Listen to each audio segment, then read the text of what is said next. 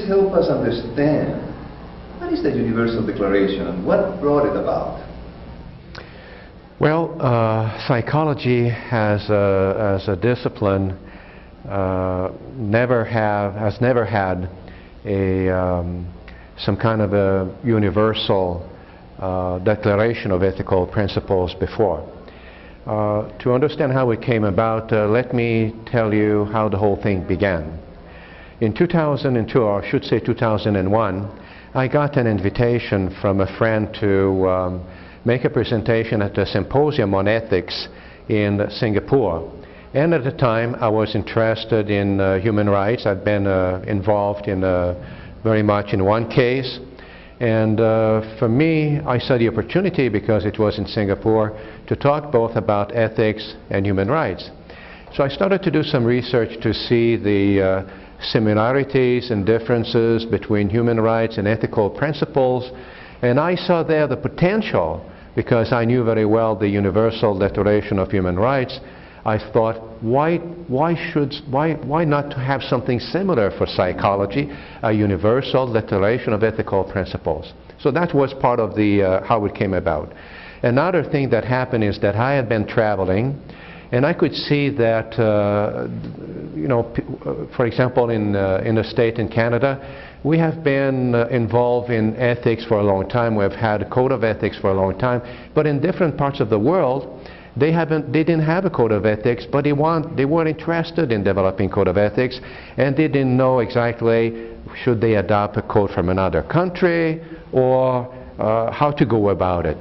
So I saw there the potential, if there was a Universal Declaration of Ethical Principles, that they could use it as a tool, as a template to help themselves to develop a code of ethics, or even if they already have a code of ethics, maybe to use it to revise their code of ethics. So in a way, it was a tool for the people that would be developed by the people, by psychologists, for psychologists. This is exactly what I mean. Okay?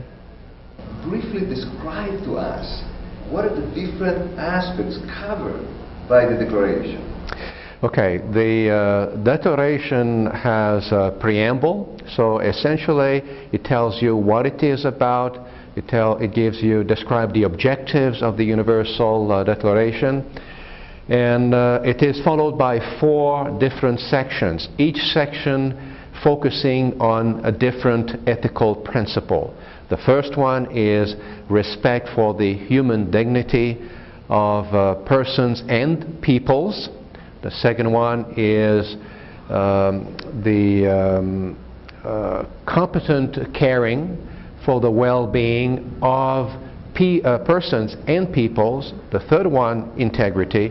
And the fourth one being scientific professional responsibility to society. So as a discipline, we have a social responsibility, essentially.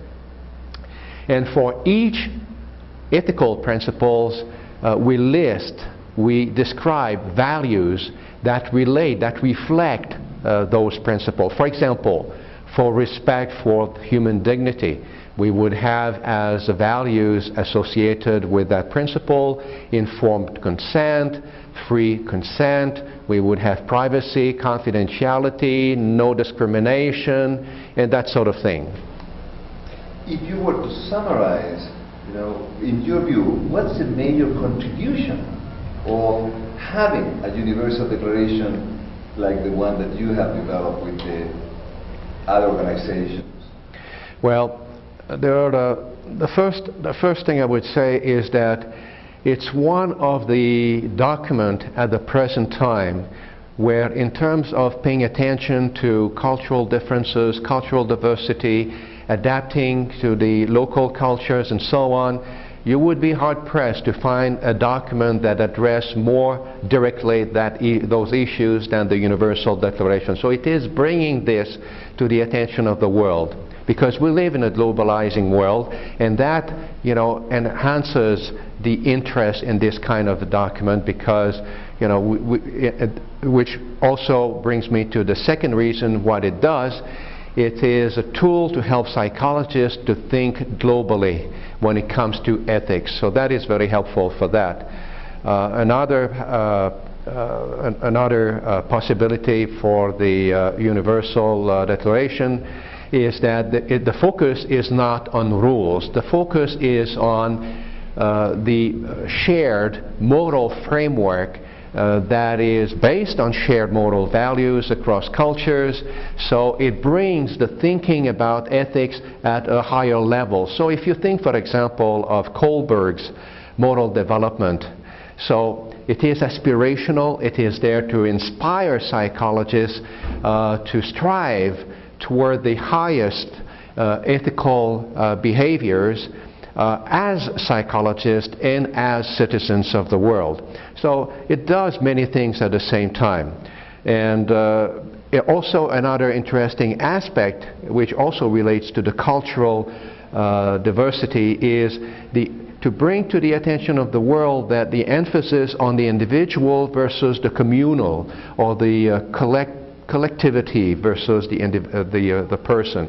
So there's always kind of a balance, and living in a globalized world, we need to pay attention to those things. And again, you have very few documents at the present time that pays attention to that. Even the Universal Declaration of Human Rights will have a more of a focus on individuals' human rights, but not so much in terms of what do you do with, as a group, respect for communities, respect for peoples, for example.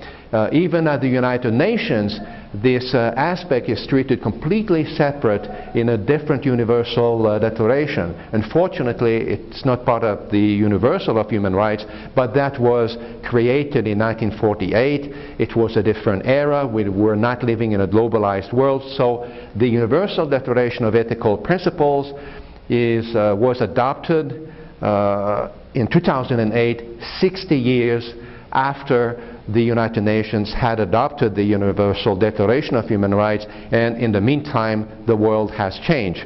Hence the relevance of the Universal Declaration in today's world.